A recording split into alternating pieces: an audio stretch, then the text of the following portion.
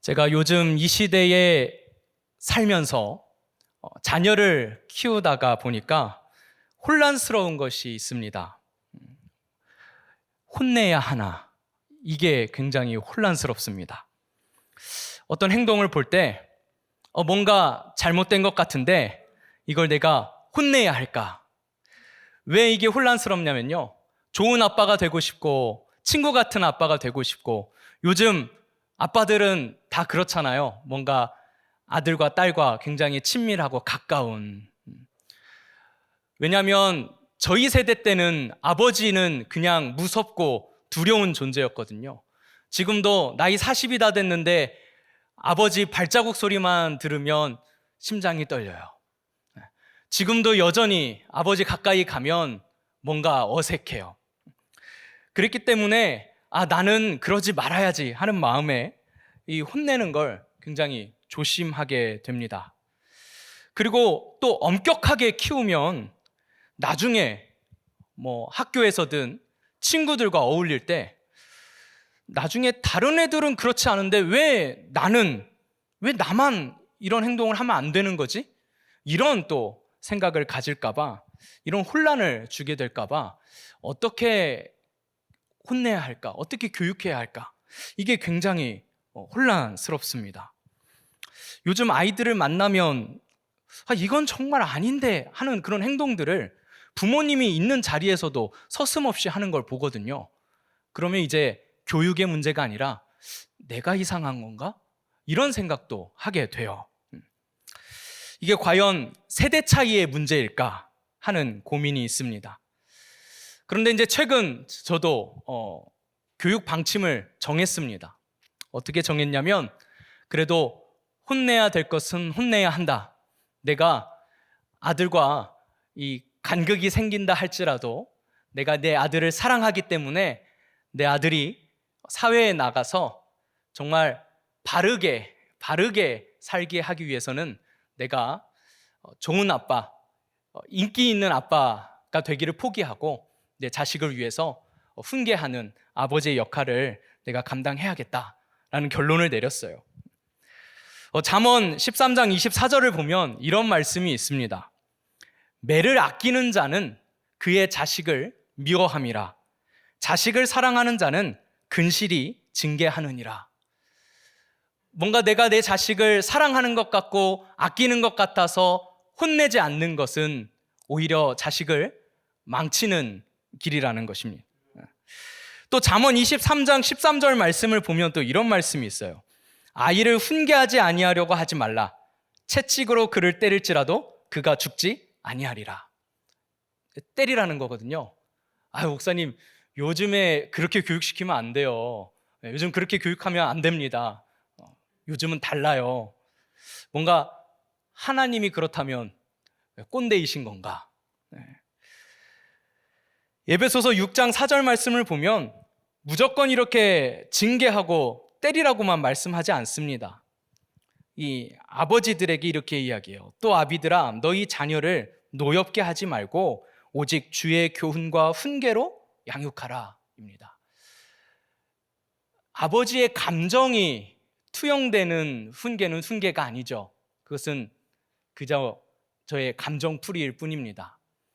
저의 감정이 아니라 내 자식을 사랑하는 마음으로 바르게 성장시키기 위해서 가르치는 것, 이것은 아들이 싫어한다 할지라도, 미워한다 할지라도 무조건 해야만 하는 아버지의 책임이자 역할입니다. 요즘 이 시대에는 꼰대라는 단어가 유행처럼 퍼졌습니다. 그런데 이 꼰대에 대한 정리가 좀 필요한 것 같아요. 말만 하면 꼰대라고 하니까 말을 못 하겠어요. 특별히 이 목사라는 위치는 뭔가를 가르치는 위치인데 이거 뭔 말만 하면 꼰대가 될까봐 입을 다물게 됩니다. 해야 될 말도 안 하게 돼요. 예전에는 이 꼰대라는 단어가 선생님이나 아버지를 일컫는 은어였습니다. 그 당시엔 그래도 이 바른말로 잔소리하듯 타이르는 어른들을 일컫는 비행 청소년들의 은어였는데, 요즘에는 부정적인 의미로 프레임을 씌우는 단어가 되어버렸습니다. 단순히 옛날 사람을 넘어서 꽉 막힌, 대화가 안 통하는 사람으로 이렇게 일컬어지고 있어요. 심지어 요즘에는 자기 행동이 어땠는지를 생각하지 않고 자기 행동에 대해서 지적하기만 하면 무조건 다 꼰대가 되어버리는 지점에 와 있습니다. 물론 확실히 꼰대들도 있긴 있어요. 꼰대를 다시 정리를 하자면 좀 이렇게 정리를 했으면 좋겠습니다. 바른 말 하는 사람, 제대로 된 이야기를 하는 사람을 꼰대라고 하는 것이 아니라 불합리하고 부당한 부조리들을 근거 없이 강요하는 사람을 꼰대라고 했으면 좋겠어요. 그리고 뭔가 바르게 제대로 된 것을 지적하고 가르치는 사람을 이 꼰대라는 프레임을 씌워서 멀리하지 않았으면 좋겠습니다. 저는 오늘날의 문제가 세대 차이의 문제라고 생각하지 않습니다. 이것은 세대 차이가 아니라 이 가치관의 차이입니다. 가치관의 그 차이가 무엇이냐면 옳고 그름을 판단하는 그 판단의 기준이 그 가치관이 되는 것입니다. 근데 이 가치관이라는 것은요, 교육을 통해서만 형성이 되어집니다. 뭐 교육의 방법과 방식은 다양하겠죠. 경험이 될 수도 있고. 하지만 어쨌든 사람은 이 교육과 훈련을 통해서 가치관을 형성하고 그것을 통해서 자기가 분별하고 판단하면서 살아갑니다. 사람은 반드시 이 교육과 훈련이 필요해요. 우리가 교육하지 않는, 훈계하거나 혼내지 않는 이유는 다 때가 되면 알아서 잘할 거라는 기대감 때문입니다. 하지만 인간은요, 알아서 잘하지 않습니다. 심지어 알아도 잘하지 않아요. 그게 인간의 본성의 본연의 모습입니다. 그래서 인간에게는 이 훈육이라는 것은 굉장히 중요합니다. 정도를 걷도록 지도하는 것이죠. 그래서 성경은 이 훈육에 대해서 책망, 훈계, 징계 등으로 우리에게 강조하고 있습니다.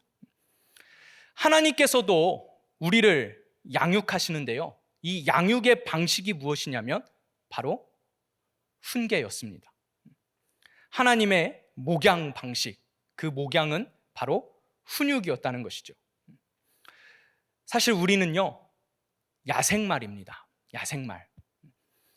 하나님을 알지 못하고 하나님의 말씀을 알지 못하는 자연인의 상태의 인간은요, 세상에서 어떠한 교육을 받았다 할지라도 하나님 보시기에는 길들여지지 않은 날 것 그대로의 상태예요.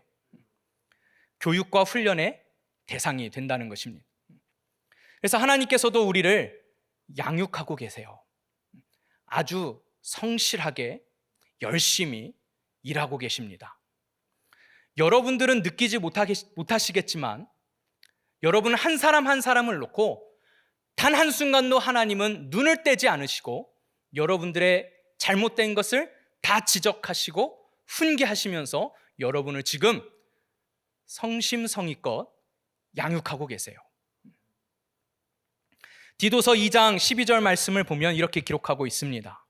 우리를 양육하시되 경건하지 않은 것과 이 세상 정욕을 다 버리고 신중함과 의로움과 경건함으로 이 세상에 살고, 이 세상을 그렇게 살아가도록 하나님께서는 계속해서 우리를 양육하고 계시다는 거예요. 그렇다면 도대체 하나님의 양육 방식은 무엇일까?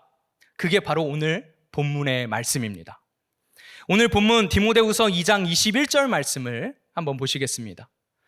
그러므로 누구든지 이런 것에서 자기를 깨끗하게 하면 귀히 쓰는 그릇이 되어 거룩하고 주인의 쓰심에 합당하며 모든 선한 일에 준비함이 되리라.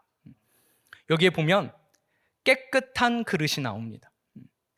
깨끗한 그릇이 된다는 것은 단순히 도덕적인 상태를 말하는 것이 아닙니다. 왜냐하면 세상이 요구하는 도덕의 기준은 시대마다, 지역마다 다르기 때문이에요. 여기에서 깨끗하다는 것은 우리는 어떤 도덕적인 착함, 선함, 그래서 도덕 규범을 잘 지키는 그러한 상태라고 생각을 해요.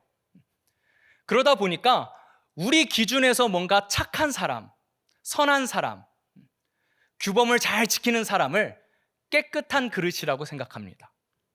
하지만 여기에서 말하는 것은 어떤 도덕 규범을 잘 지키는 사람을 의미하는 게 아니에요. 하나님께서 말씀하시는 이 거룩하다는 것은요, 도덕 규범을 잘 지키는 상태를 말하는 게 아닙니다. 이 거룩하라라고 하나님께서 말씀하셨을 때는 세상이 칭찬할 만큼, 세상이 인정해 줄 만큼 어떤 도덕적인 질서를 바로 세워라 라는 말씀이 아니라는 거예요.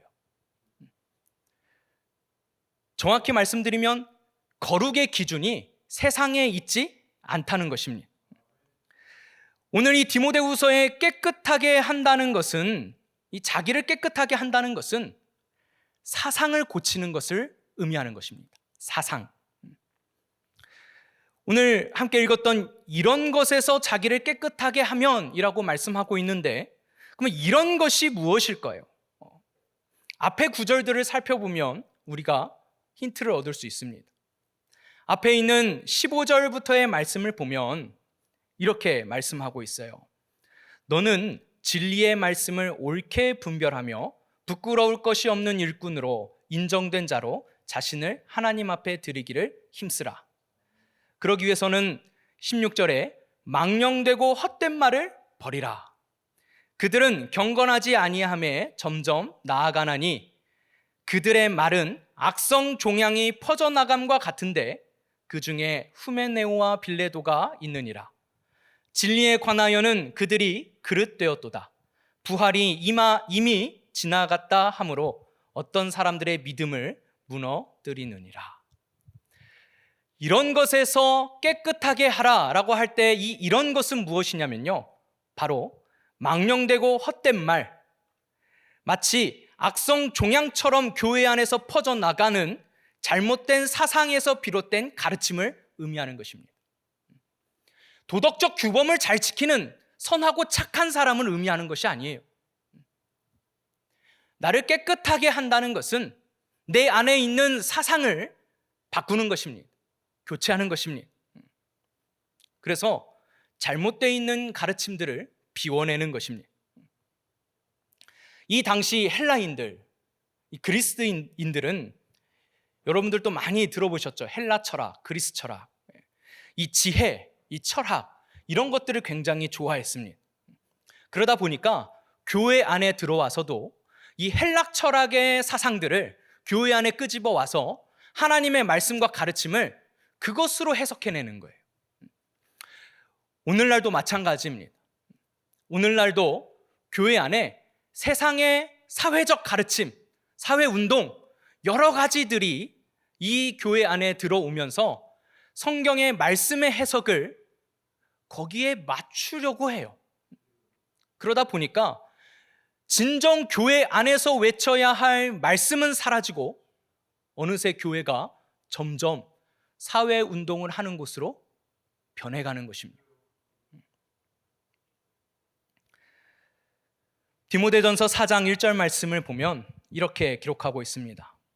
그러나 성령이 밝히 말씀하시기를 후일에 어떤 사람들이 믿음에서 떠나 미혹하는 영과 귀신의 가르침을 따르리라 하셨으니, 교회 안에서 사람들이 믿음에서 떠나 미혹하는 영, 귀신의 가르침을 따르게 된다라고 말씀하고 있습니다.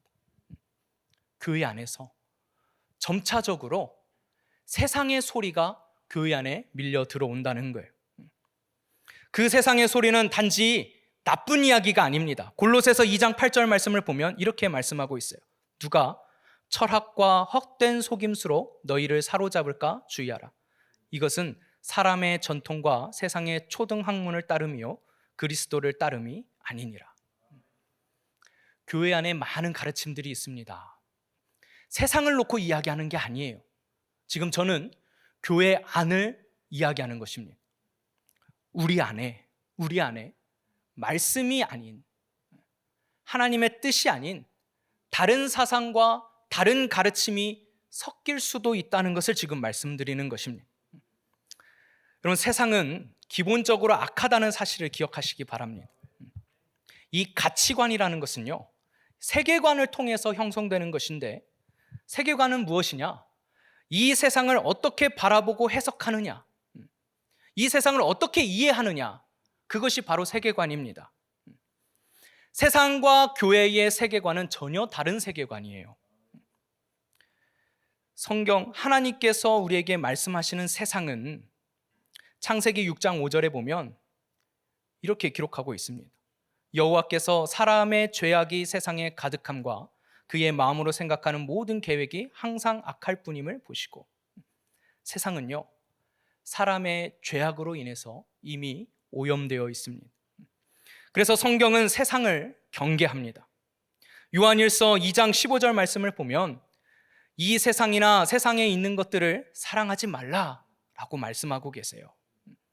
왜냐하면 세상을 사랑하면 아버지의 사랑이 그 안에 있지 아니하기 때문이다라고 말씀하고 있습니다. 세상에 있는 모든 것이 육신의 정욕과 안목의 정욕과 이생의 자랑이니 다 아버지로부터 온 것이 아니요 세상으로부터 온 것이라. 뭔가 교회 안에 와서 좋은 이야기를 하는 것 같은데, 많은 말들을 이야기하는 것 같은데, 삶을 들여다보면, 그리고 언행, 말하는 것과 행실을 들여다보면 전혀 그렇지 않은 모습들이 너무나도 많습니다. 왜 그렇습니까? 자기는 하나님의 말씀으로 변화되어 있지 않은데 세상의 많은 잡다한 사상들을 교회 안에 끌고 들어왔기 때문에 그렇습니다. 그것이 옳다고 생각하고 그것을 주장하지만 정작 자신의 모습은 변화되어 있지 않는 그런 모습을 많이 보게 됩니다. 세상을 등지라는 것이 아닙니다. 세상을 멀리하라는 게 아닙니다.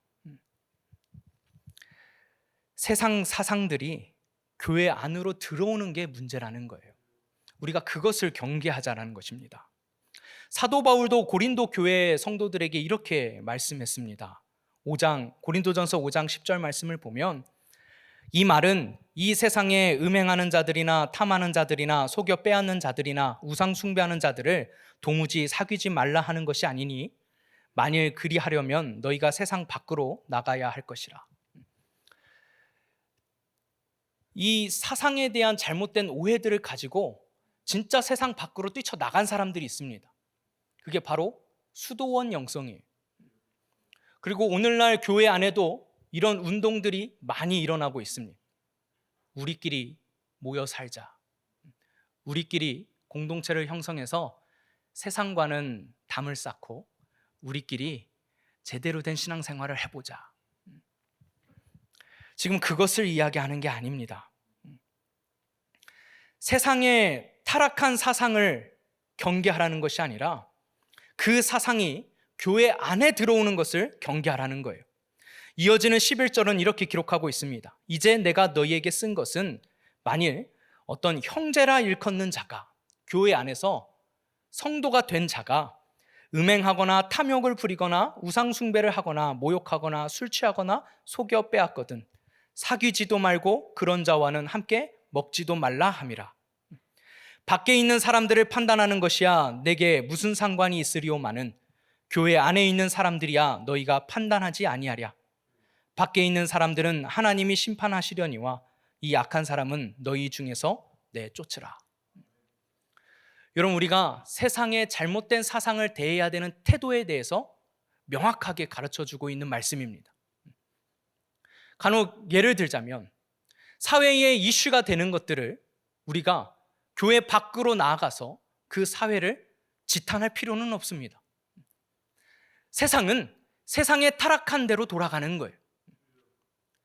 교회는 교회의 순수성을 지키면 되는 것입니다. 교회 안에서의 순수성을 지키면서 어떻게 해야 합니까? 세상에게 드러내 보이는 거예요. 저는 좀 안타까운 것이 세상에 잘못된 일들 있습니다. 많습니다. 그런데 교회가 그것을 가지고 밖에 나가서 사회운동을 한다는 거예요. 그러다 보니 교회마저도 입을 막히게 되는 것입니다. 민감한 문제이지만 동성애 문제도 마찬가지입니다. 교회 밖의 사상이 잘못된 모습이고 분명 교회는 받아들일 수 없는 일입니다. 그렇다고 해서 교회 밖에 있는 사람들을 정죄하고 교회 밖에 있는 사람들을 비난할 필요는 없다는 거예요. 지금 사도 바울이 하고 있는 말씀이 그것입니다. 하지만 무엇은 지키라는 것입니까? 교회 안에 들어오는 것은 너희가 지키라는 것입니다. 여러분, 우리가 왜 교회 안에 들어오는 것조차도 지키지 못하게 됐습니까? 세상에게 할 필요 없는데 세상을 지탄하고 비난하다 보니까 세상이 이제는 교회 안에서조차도 그런 말을 못하게 막는 거예요. 우리에게도 믿음의 자유가 빼앗기게 되는 것입니다. 그렇다고 우리가 선한 모습을 드러내지는 못하면서 정리하겠습니다. 어쨌든 성경은 우리에게 세상의 사상이 교회 안으로 들어오는 것을 경계하고 막으라고 말씀하고 있습니다. 그리고 무엇보다 그것이 나의 사상이 되어 있을 때 그것을 깨끗하게 해야 한다라고 우리에게 말씀하고 있어요. 그래서 우리는요, 분별해낼 줄 알아야 합니다. 세상을 분별할 수 있어야 해요. 요한일서 4장 5절부터 6절 말씀을 보면 이렇게 말씀합니다. 그들은 세상에 속한 고로 세상에 속한 말을 하매 세상이 그들의 말을 듣느니라.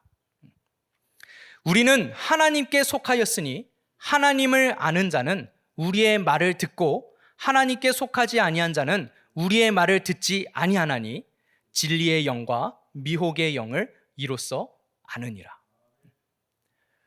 여러분, 우리가 아무리 세상에 이야기해도 세상은 듣지 않습니다. 왜냐하면 그들은 하나님께 속하지 아니하였기 때문에 그렇습니다. 하지만 우리 안에 있는 우리들은 세상의 사상을 어떻게 하면 우리 안에서 비워낼 수 있을까를 고민해야 된다라는 거예요. 에베소서 2장 2절 말씀은 이렇게 기록하고 있습니다. 그때의 너희는 그 가운데서 행하여 이 세상 풍조를 따르고 공중의 권세 잡은 자를 따랐으니 곧 지금 불순종의 아들들 가운데서 역사하는 영이라. 여러분, 세상 풍조가 무엇입니까? 이 세상 시대 아래 속에 살면서 우리에게 물밀듯이 들어오는 어떤 사상 같은 것입니다. 우리는 이 세상에 살고 있기 때문에 이 세상의 영향을 받을 수밖에 없어요. 뭔가 제가 방금 전에 말씀드렸던 어떤 우리가 구별해낼 수 있는 그런 잘못된 사상들은 지금은 우리가 분별해낼 수 있지만 시간이 지나면 아마 이것조차도 희석되어져서 구분하지 못하는, 분별하지 못하는 시기가 분명히 올 것입니다. 우리는 이 세상에서 태어나고 자라왔기 때문에 이 시대의 사상을 영향받을 수밖에 없습니다. 그래서 우리가 예수님을 믿게 되고 구원받은 자가 되면 우리 안에서 반드시 일어나야 하는 일이 있는데 그것이 무엇이냐? 바로 나를 깨끗하게 하는 것입니다. 나를 깨끗하게 하는 것은 내가 스스로 할 수는 없습니다. 하지만 성경은 우리에게 강조해서 말씀하고 있습니다. 디모데전서 4장 7절 말씀을 보면 이렇게 말씀하고 있어요. 망령되고 허탄한 신화를 버리고 경건에 이르도록 내 자신을 연단하라. 망령되고 허탄한 신화가 무엇입니까? 이 세상의 성공담, 영웅담 같은 것들이에요. 그 당시에도 아마 그런 이야기들이 널리 퍼져 있었을 것입니다. 그리고 그런 가르침들이 널리 퍼져 있었을 것이에요. 그래서 많은 사람들이 그것을 아마 따라하려고 하고 그것을 많이 받아들이면서 자신의 삶에 그것을 녹여내려고 했을 것입니다. 그런데 그 모든 것들을 다 버리라는 것입니다. 그리고 경건에 이르도록 자신을 연단하라라고 말씀하고 있습니다. 여러분은 여러분 자신을 무엇으로 연단하고 계십니까? 세상이 주는 사상입니까? 아니면 하나님 말씀의 가르침입니까? 이게 중요하다는 거예요. 야고보서 1장 27절은 이 경건에 대해서 이렇게 말씀하고 있습니다. 하나님 아버지 앞에서 정결하고 더러움이 없는 경건은 곧 고아와 과부를 그 환난 중에 돌보고 또 자기를 지켜 새 속에 물들지 아니하는 그것이니라. 여러분, 경건에 이르도록 우리 자신을 연단하는 것은 무엇입니까? 나를 새 속에 물들지 않도록 지켜내는 것입니다. 어떻게 해야 우리는 새 속에 물들지 않도록 지켜낼 수 있을까요? 그것은 바로 세상을 멀리하는 것입니다. 야고보서 4장 4절 말씀은 우리에게 이렇게 말씀하고 있습니다. 간음한 여인들아, 세상과 벗된 것이 하나님과 원수됨을 알지 못하느냐? 그런즉 누구든지 세상과 벗이 되고자 하는 자는 스스로 하나님과 원수되는 것이니라. 여기서 간음한 여인들은 비유적 표현입니다. 교회 안에서 세상의 사상과 또 하나님 말씀의 가르침을 겸하여 가지고 있는, 잘못된 사상을 가지고 있는 사람들에게 이야기하는 것입니다. 마태복음 6장 24절에서도 예수님께서는 이렇게 경계하며 말씀하셨습니다. 한 사람이 두 주인을 섬기지 못할 것이니 혹 이를 미워하고 저를 사랑하거나 혹 이를 중히 여기고 저를 경히 여김이라. 너희가 하나님과 재물을 겸하여 섬기지 못하느니라. 여기에서는 재물로 한정지어서 말씀하고 있지만 사실 이것은 하나님과 세상, 하나님과 다른 것을 두 가지를 같이 섬길 수 없다. 두 사상을 한 그릇에 담을 수 없다라는 것을 우리에게 말씀하고 있습니다. 여러분, 두 가지 사상이 우리의 가치관을 형성할 수 없습니다. 세상 지혜를 가지고는 교회 안에 들어올 수 없습니다. 세상의 가르침은 교회 안에 들어올 수 없다는 거예요. 고린도전서 3장 18절 말씀에도 이렇게 말씀하고 있습니다. 아무도 자신을 속이지 말라. 너희 중에 누구든지 이 세상에서 지혜 있는 줄로 생각하거든 어리석은 자가 되라. 그리하여야 지혜로운 자가 되리라. 이 세상 지혜는 하나님께 어리석은 것이니 기록된 바 하나님은 지혜 있는 자들로 하여금 자기 꾀에 빠지게 하시느니라 하였고, 하나님의 어리석음이 사람보다 지혜롭고 하나님의 약하심이 사람보다 강하니라. 그러면서 고린도전서 교회 안에 있던 많은 성도들에게 사도 바울은 이렇게 권면했습니다. 형제들아, 너희를 부르심을 보라. 육체를 따라, 세상적인 평가를 따라 지혜로운 자가 많지 아니하며 능한 자가 많지 아니하며 문벌 좋은 자가 많지 아니하도다. 그러나 하나님께서 세상에 미련한 것들을 택하사 지혜 있는 자들을 부끄럽게 하려 하시고 세상에 약한 것들을 택하사 강한 것들을 부끄럽게 하려 하시며 하나님께서 세상에 천한 것들과 멸시받는 것들과 없는 것들을 택하사 있는 것들을 폐하려 하시나니 이는 아무 육체도 하나님 앞에서 자랑하지 못하게 하려 하심이라 라고 말씀하고 있습니다. 여러분, 우리는 세상 지식을 자랑할 거 없습니다. 세상에 있는 어떤 사상도 교회 안에서는 자랑해서는 안 됩니다. 가르쳐서도 안 됩니다. 교회는 오직 하나님의 말씀만으로 움직여야 합니다. 오늘 본문을 보면 22절부터의 말씀을 통해 사도 바울은 디모데가 목회하는 데 있어서 어떻게 목회해야 할지를 가르쳐주고 있습니다. 또한 너는 청년의 정욕을 피하고 주를 깨끗한 마음으로 부르는 자들과 함께 의와 믿음과 사랑과 화평을 따르라. 어리석고 무식한 변론을 버리라. 이에서 다툼이 나는 줄 알미라. 자기를 깨끗한 그릇으로 준비하라고 말씀하면서 뭐를 피하라고 말하고 있습니까? 청년의 정욕을 피하래요. 청년의 정욕은 무엇일까요? 세상의 즐거움, 쾌락을 따르는 게 아닙니다. 젊은 혈기를 이야기하는 거예요. 젊은 혈기로 교회 안에서 잘못된 가르침들과 변론하며 말다툼하며 싸우지 말라는 거예요. 무식한 변론을 버리라는 것입니다. 대응할 가치가 없다는 거예요. 오히려 다툼만 일어날 뿐이라는 것입니다. 주의 종은 어떻게 해야 하냐? 24절부터의 말씀입니다. 주의 종은 마땅히 다투지 아니하고 모든 사람에 대하여 온유하며 가르치기를 잘하며 참으며 거역하는 자를 온유함으로 훈계할지니 혹 하나님이 그들에게 회개함을 주사 진리를 알게 하실까 하며 그들로 깨어 마귀의 올무에서 벗어나 하나님께 사로잡힌 바 되어 그 뜻을 따르게 하실까 함이라 라고 말씀하고 있습니다.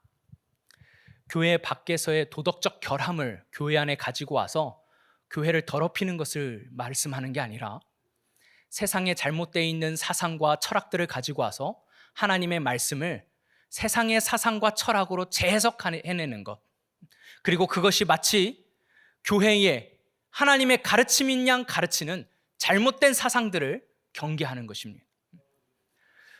이 자리에 나와 계신 여러분들도 마찬가지입니다. 아마 센터 워십을 나오실 정도라면 아마 신앙생활을 열심히 한다고 자부할 수 있을 정도의 신앙생활을 하고 계실 겁니다. 문제는 우리는 이 자리에 나올 때 어떠한 사상 배경 속에서 어떠한 생각을 가지고 어떠한 생각을 하면서 이 자리에 앉아 있느냐라는 것입니다. 말씀을 들을 때 그 말씀의 옳고 그름을 여러분은 무엇으로 판단하고 계십니까? 그냥 아멘으로 받으십니까? 아니면 여러분이 가지고 있는 어떤 사상으로 판단하고 재단하고 계십니까? 혹은 하나님의 말씀을 읽으실 때 그 말씀을 적용하는 그 적용점이 하나님의 말씀 그대로의 본연의 하나님의 의도를 파악해서 적용하고 계십니까? 아니면 세상적인 사상과 철학으로 인해서 여러분이 여러분 안에서 재해석한 것으로 여러분의 적용을 만들어내고 있지는 않습니까? 디모데전서 4장 7절에서 망령되고 허탄한 신화를 버리고 경건에 이르도록 내 자신을 연단하라. 그 앞에 있는 말씀, 그럼 어떻게 연단하는 것이냐? 디모데전서 4장 5절은 이렇게 말씀하고 있습니다. 하나님의 말씀과 기도로 거룩하여짐이라. 내가 이것으로 형제를 깨우치면 그리스도 예수의 좋은 일꾼이 되어 믿음의 말씀과 내가 따르는 좋은 교훈으로 양육을 받으리라. 그래서 우리는 양육이 필요하다는 것입니다. 여러분은 지금 다 양육을 받고 있습니다. 여러분 그 양육받는 데 있어서 한 가지 오류가 있습니다. 그건 무엇이냐면 여러분 스스로가 그것을 하나님께서 양육하는 것이라고 받아들이질 않는다는 거예요. 여러분의 삶에 생기는 어떤 문제들을 여러분들은 단순히 어떻게 생각하냐면 내 삶에 어떤 이상한 일이 오류가 발생했다고 생각합니다. 베드로전서 4장 12절은 이렇게 말씀하고 있어요. 사랑하는 자들아, 너희를 연단하려고 오는 불시험을 이상한 일 당하는 것 같이 이상히 여기지 말고. 여러분, 우리의 인생 가운데에는 불시험이 찾아옵니다. 불시험이라는 건 그만큼 강도가 세다는 거예요. 어떤 환난과 어려움이 우리에게 찾아온다는 것입니다. 그리고 그것으로 인해서 내가 괴로워하게 되죠. 갈등하게 됩니다. 그러나 그것을 내가 이상한 일을 당한다고 이상하게 여기지 말라는 거예요. 그것은 우리를 연단하려고 찾아온다는 것입니다. 야고보서 1장 2절부터의 말씀은 우리에게 이렇게 말씀합니다. 내 형제들아, 너희가 여러 가지 시험을 당하거든 온전히 기쁘게 여기라. 이는 너희 믿음의 시련이 인내를 만들어내는 줄 너희가 알미라. 근데 이게 야고보서 시작부터 이 말씀으로 시작해요. 1장 2절입니다. 내 형제들아, 너희가 여러 가지 시험을 당하거든 온전히 기쁘게 여기라. 믿음의 시련. 그러니까 사람들이 이 말씀을 읽으면 어떻게 해석하냐면 이 여러 가지 시험을 로마로부터 그 당시 성도들이 핍박을 받았기 때문에 이 핍박, 내가 신앙생활을 하면서 당하는 그 핍박이라고만 생각하니까 이 해석이 갇히게 되는 거예요. 그러나 야고보서 전체를 보면은 이 로마의 핍박을 언급하는 곳은 나타나지 않습니다. 핍박받는 것에 대해서 이야기하지 않습니다. 곧바로 이어지는 말씀 중에 보면 사람이 시험을 받는 것이 자기 욕심에 끌려 미혹된다는 말씀만 보더라도 우리가 당하는 그 시험, 그 믿음의 시련은 외부적인 것으로 오는 어떤 로마의 핍박과 박해가 아니라는 거예요. 여기에서 말하는 여러 가지 시험과 믿음의 시련은 내 신앙으로 인해서 겪어야만 하는 시련을 의미하는 것입니다. 내가 신앙생활 하다가 내가 믿음 지키기 위해서 겪어야만 하는 어떤 시련들이 있습니다.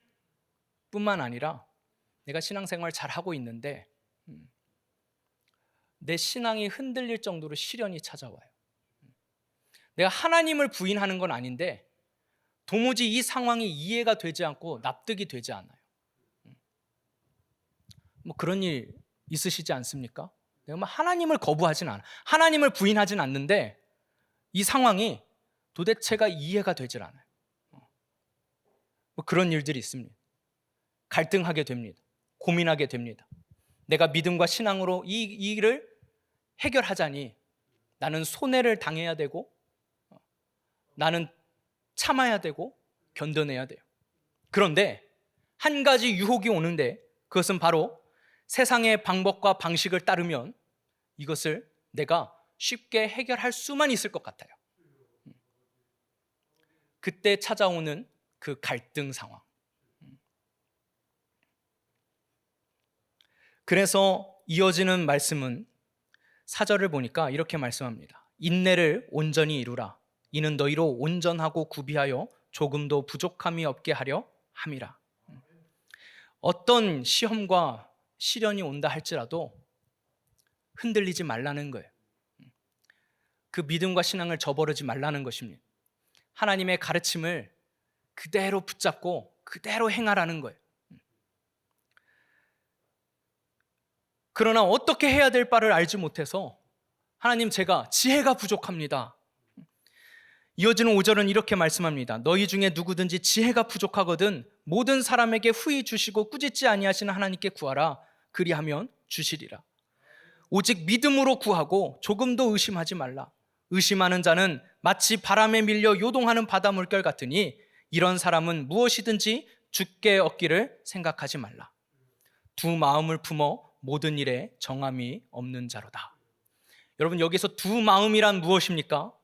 이것은 단순히 하나님께서 나를 도와주실 거야, 아닌가? 내가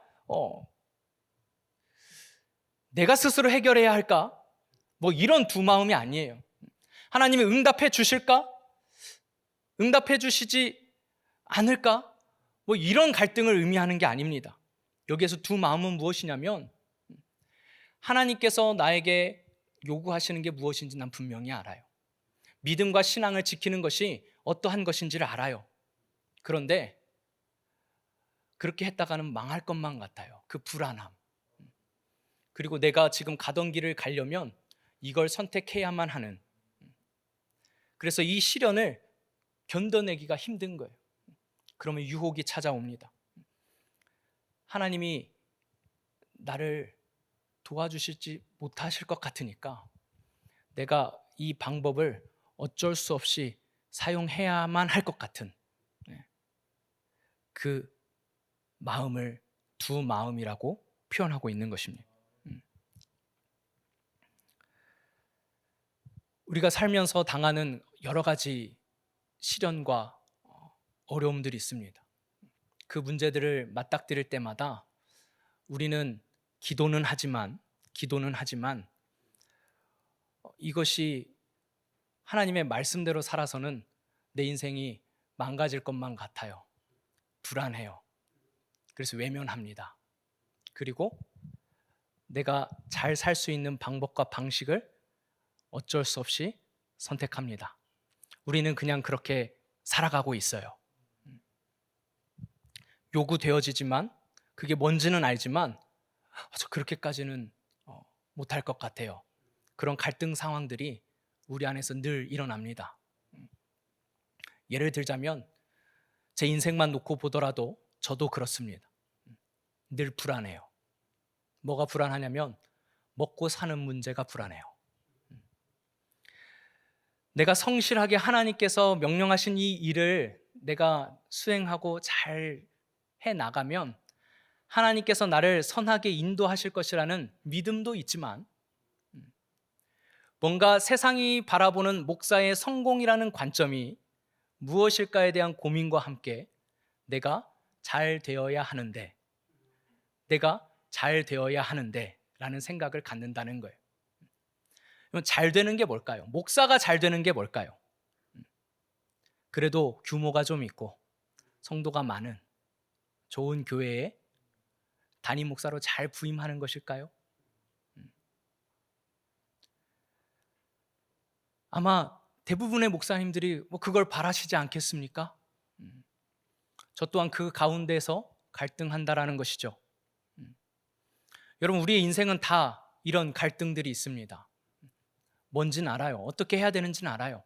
성공의 기준이 그게 아니라는 것도 알아요. 묵묵히 그냥 하나님께서 하라 하시는 그 일을 해야 되는 건 알아요. 하지만 당장 세상적인 기준으로 봤을 땐 까딱 잘못하면 내 처자식이 길바닥에 나 앉아서 굶을지도 모르는 절박한 상황 가운데서 내가 과연 세상의 기준적인 이 성공이라는 것을 놓고 살아갈 수 있을까? 이런 고민을 계속 한다는 것입니다. 가끔은 그런 시련이 찾아와요. 뭔가 사역지가 구해지지 않고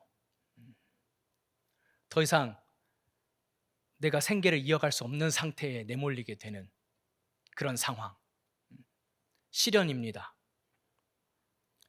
그럼 인간적인 생각으로 좋은 교회를 막 찾고 어떻게든 그 교회에 부임해 보려고 안간힘을 써보는 거예요.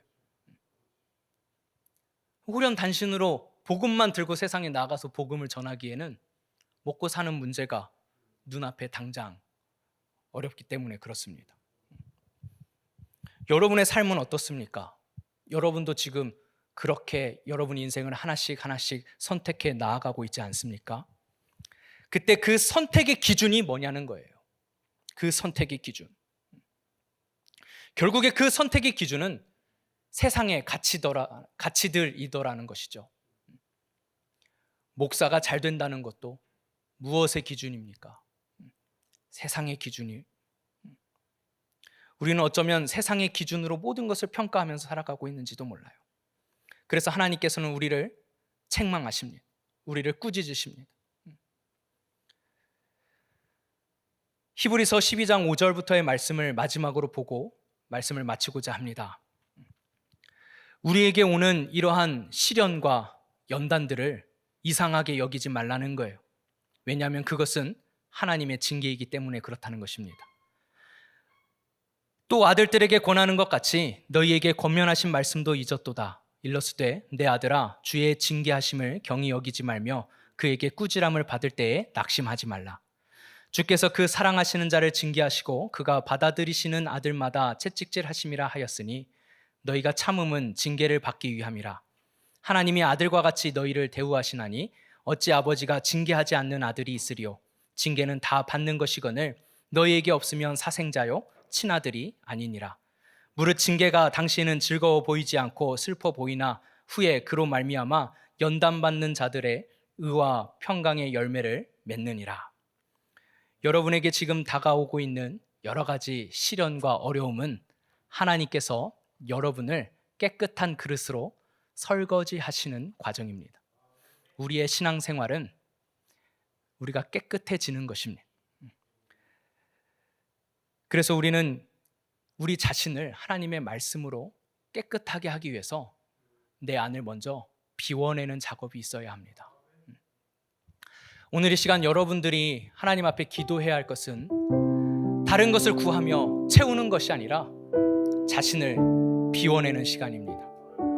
하나님, 내가 내 안에 세상의 가르침과 세상의 기준으로 내 인생을 살아가려고 했다면 하나님 용서해 주시고 내 안을 먼저 깨끗이 씻어 주시옵소서. 지금까지 내가 세상에서 살아왔던 어떤 세상의 사상과 가르침, 그 모든 것들이 깨끗이 비워지기 원합니다.